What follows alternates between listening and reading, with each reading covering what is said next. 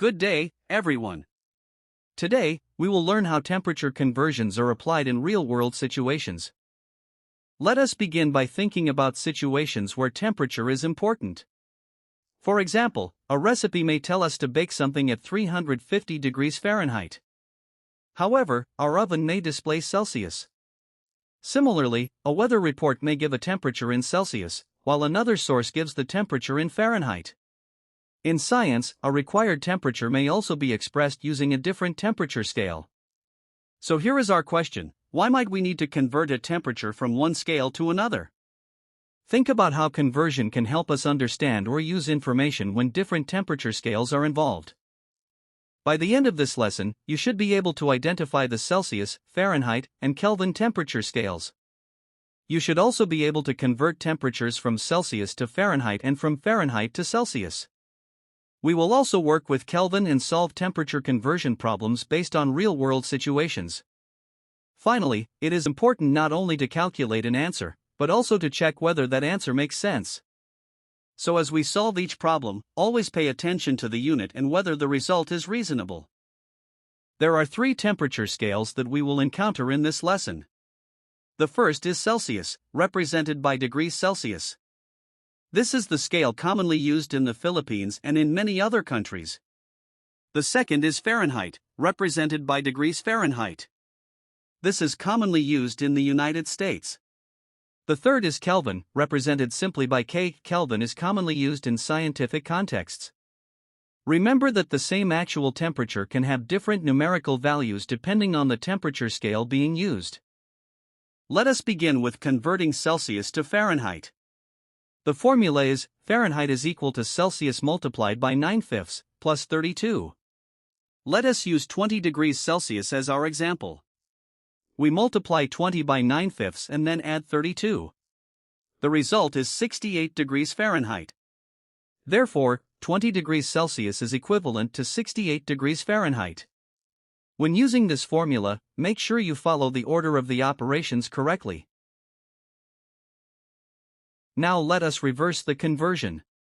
To convert Fahrenheit to Celsius, we subtract 32 from the Fahrenheit temperature and then multiply the result by 5/9. For example, suppose we have 86 degrees Fahrenheit. First, subtract 32 from 86. That gives us 54. Then multiply 54 by 5/9. The result is 30 degrees Celsius. Therefore, 86 degrees Fahrenheit is equivalent to 30 degrees Celsius.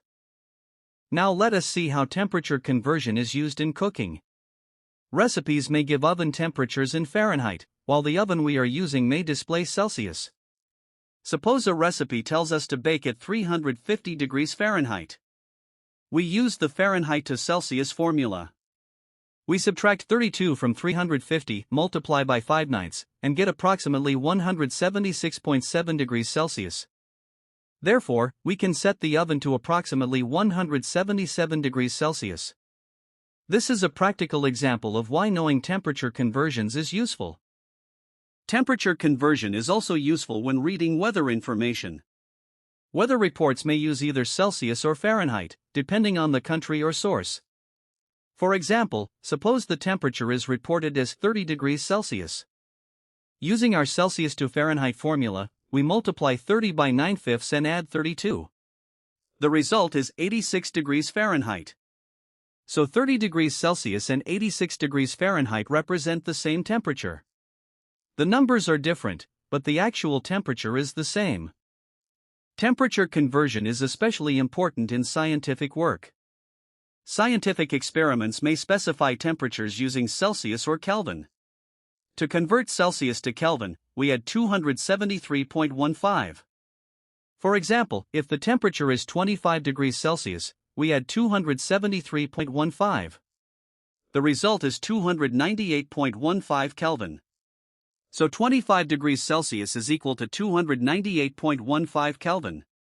When working with scientific measurements, always use the appropriate unit required by the experiment. Temperature control is important when storing certain products. Suppose the required storage temperature is between 2 and 8 degrees Celsius.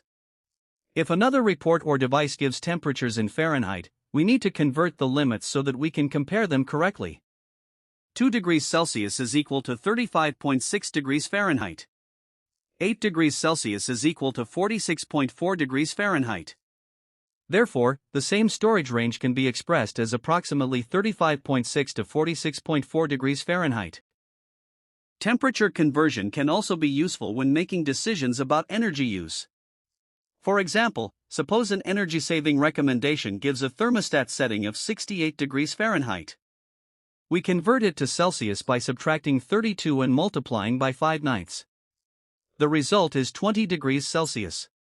So a thermostat setting of 68 degrees Fahrenheit is equivalent to 20 degrees Celsius. This allows people using different temperature systems to understand and apply the same recommendation. Let us summarize what we have learned. First, Celsius, Fahrenheit, and Kelvin are different temperature scales. Second, we need to use the correct formula depending on the direction of conversion. Third, we should always include the temperature unit in our answer. Temperature conversion allows us to compare information from different sources, especially when those sources use different temperature scales. Finally, after calculating, we should check whether our answer is reasonable. These habits will help us avoid errors when applying temperature conversions. Before we finish, let us reflect on the importance of temperature conversion. Think about how temperature conversion can help you in real-life situations. For example, you may need it when adjusting a recipe or oven temperature. You may encounter it when reading weather reports. You may need it during a scientific experiment or when checking storage conditions. It can also help when making decisions related to energy efficiency. So temperature conversion is not simply a mathematical procedure. It is a skill that helps us understand and use information in different real-world situations. That concludes our lesson on applying temperature conversions in real-world scenarios. Thank you, everyone, and well done.